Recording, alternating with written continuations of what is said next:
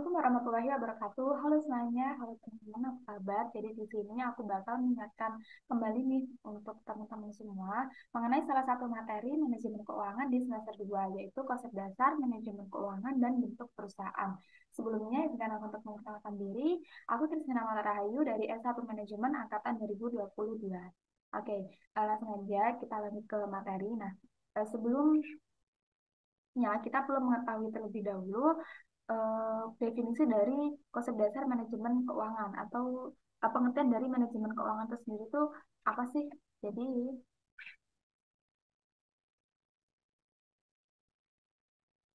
Jadi, manajemen keuangan itu adalah suatu proses kegiatan keuangan dalam suatu organisasi seperti planning, analisis, dan pengendalian terhadap kegiatan keuangan. Jadi, gimana cara manajemen keuangan ini dapat atau manajer keuangan ya, orang yang disebut dalam melakukan tugas manajemen keuangan ini, gimana cara mereka itu bisa merencanakan untuk bisa mendapatkan dana untuk perusahaan itu dengan cara apa dan juga bagaimana. Terus juga setelah nanti mendapat dana, bakal dianalisis nih dananya itu digunakan untuk apa aja dan juga cara bagaimana mengendalikan dana tersebut untuk perusahaan.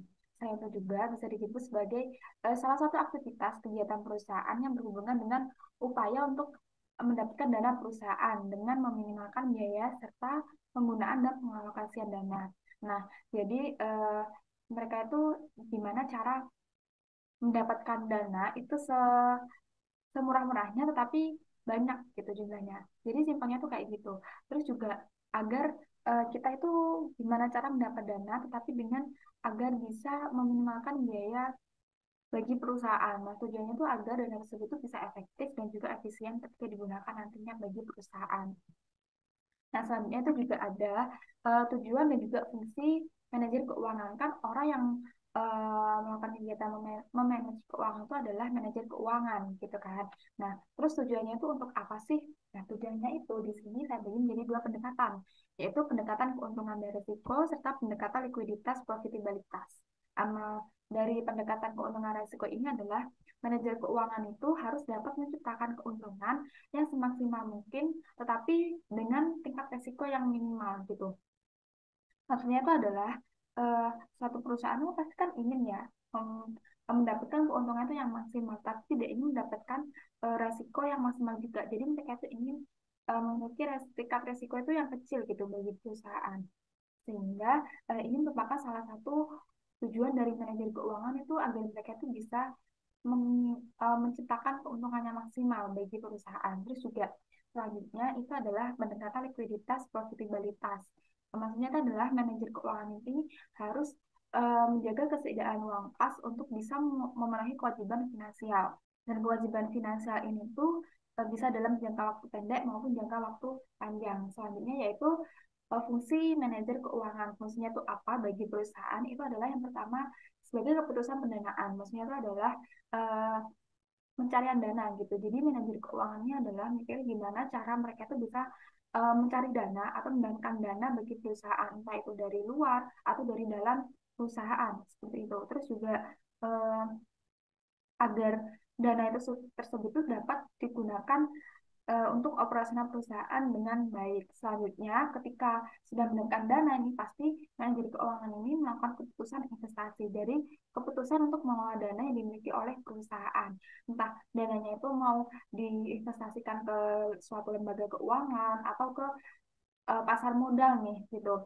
Sehingga ketika sudah bisa memutuskan gimana atau mau ditaruh mana nih dananya itu atau mau dikelolanya itu di mana nanti juga itu bisa berupa bentuk investasi yang saya bicarakan sebelumnya entah di lembaga keuangan maupun di pasar modal ataupun lainnya seperti itu. Terus juga selanjutnya sebagai kebijakan dividen, yaitu keputusan manajer keuangan nih dalam menentukan besarnya proporsi laba yang akan dibagikan kepada pemegang saham. Dividen ini kan suatu keuntungan atau laba yang dihasilkan oleh yang telah diinvestasikan gitu kan. Jadi nilai perusahaan ini tuh jadi ketika ada uang dari investor yang telah masuk ke perusahaan, terus dikelola untuk operasional atau diinvestasikan ke suatu lembaga keuangan atau pasar modal itu, kemudian akan ada pembagian dividen gitu ya.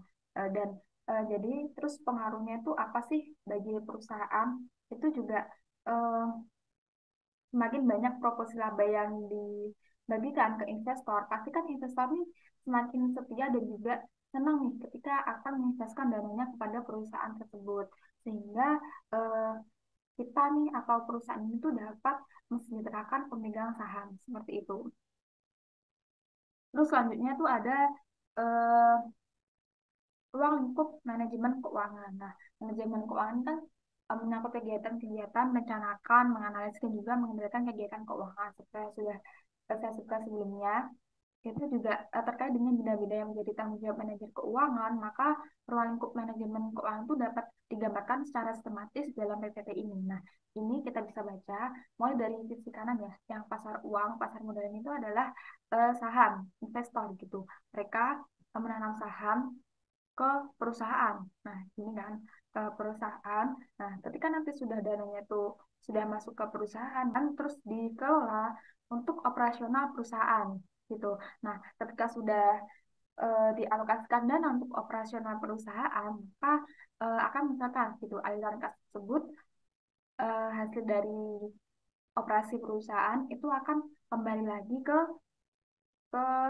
investor tadi atau pemegang saham tadi. Nah, kan tadi sudah dijelaskan bahwa kas tadi itu akan yang atau di akhirnya nanti akan dibagikan dividennya gitu kan bagi pemegang saham. Tapi ketika pemegang saham ini tidak ingin menerima dividen atau bunga oleh perusahaan yang mereka investkan dananya, maka dana tersebut akan kembali lagi ke perusahaan atau disebut dengan laba ditahan. Seperti keterangannya sudah tertera. Yang pertama itu adalah aliran kas dari investor berupa saham dan juga obligasi, terus juga masuk ke perusahaan. Ini alokasi kedua yaitu alokasi dana untuk operasional perusahaan. Terus yang ketiga ada aliran kas hasil dari operasi perusahaan tersebut. Kemudian akan balik lagi ke pemegang saham, yaitu pembayaran dividen atau bunga. Terus ketika pemegang saham tidak ingin menerima bunga tersebut, maka akan kembali lagi ke perusahaan atau bisa disebut dengan laba ditahan. Seperti itu.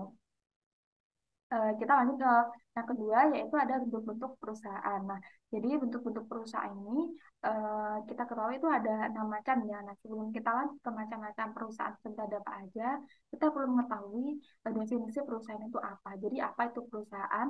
Perusahaan itu adalah sebuah organisasi bisnis baik komersial maupun industrial yang dikelola oleh asosiasi dan sekelompok orang untuk bekerja sama dalam mencapai tujuan yang sama. Nah, tujuannya ini apa? Tujuannya itu adalah laba, keuntungan. Suatu perusahaan tuh pasti menginginkan laba gitu, nggak mungkin kan seorang mendirikan perusahaan karena ingin mendapatkan kerugian gitu. Jadi tujuan yang dimaksud itu adalah keuntungan bersama.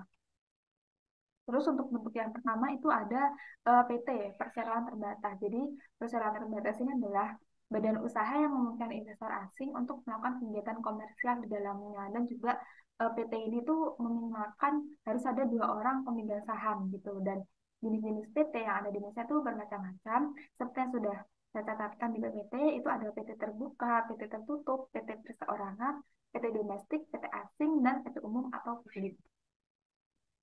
Untuk yang kedua itu ada CV atau Commandeer Vennootschap.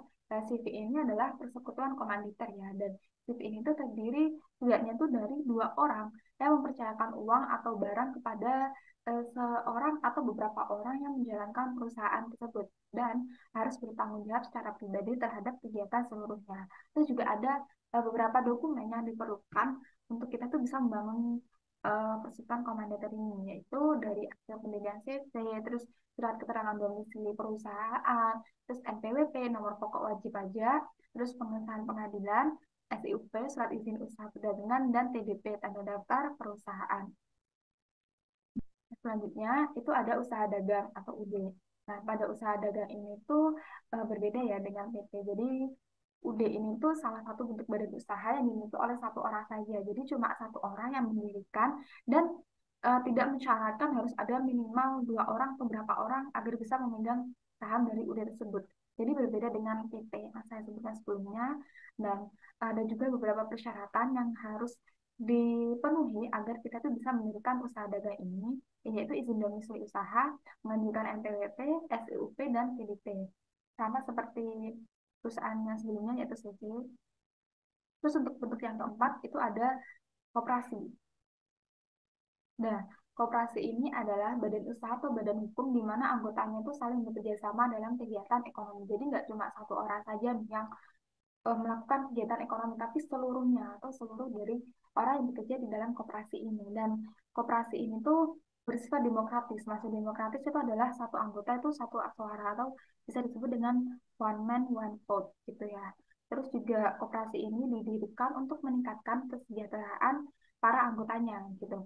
Jadi nggak cuma bagi pendirinya aja, tapi seluruh anggotanya. Terus juga eh, koperasi ini dapat memberikan banyaknya keuntungan. Salah satunya tuh kayak bisa mendapatkan penghasilan seperti itu. Terus bentuk perusahaan yang selanjutnya itu ada firma. Jadi firma ini adalah bentuk perusahaan yang diperlukan dua orang atau lebih untuk menjalankan badan usaha ini. Dan di bawah satu nama yang digunakan bersama dan setiap anggota di dalamnya ini memiliki tanggung jawab penuh atas firma. Jadi maksudnya itu kayak eh, ada beberapa orang nih patungan modal untuk bisa membangun firma. Terus juga masing-masing anggota di dalam firma itu tuh memiliki tanggung jawab yang sama dalam mengelola firma ini. Jadi tanggung jawab orang satu, orang dua, orang berapa itu sama semua gitu, nggak dibedakan. Terus juga firma ini keuntungan dan juga kerugiannya ini menjadi tanggung jawab bersama. Jadi nggak cuma ditanggung sama satu orang aja. Terus juga firma ini dapat didirikan secara resmi atau di bawah tangan dengan hanya menggunakan kesepakatan antara anggota firma seperti itu. Terus ada hmm, untuk perusahaan yang terakhir itu adalah BUMN, Badan Usaha Milik Negara. Jadi Badan Usaha Milik Negara ini kan kita tahu ya bahwa eh, diawasi langsung oleh pemerintah gitu. Terus modalnya juga berasal dari pemerintah, serta juga badan usaha yang melayani kepentingan masyarakat umum gitu.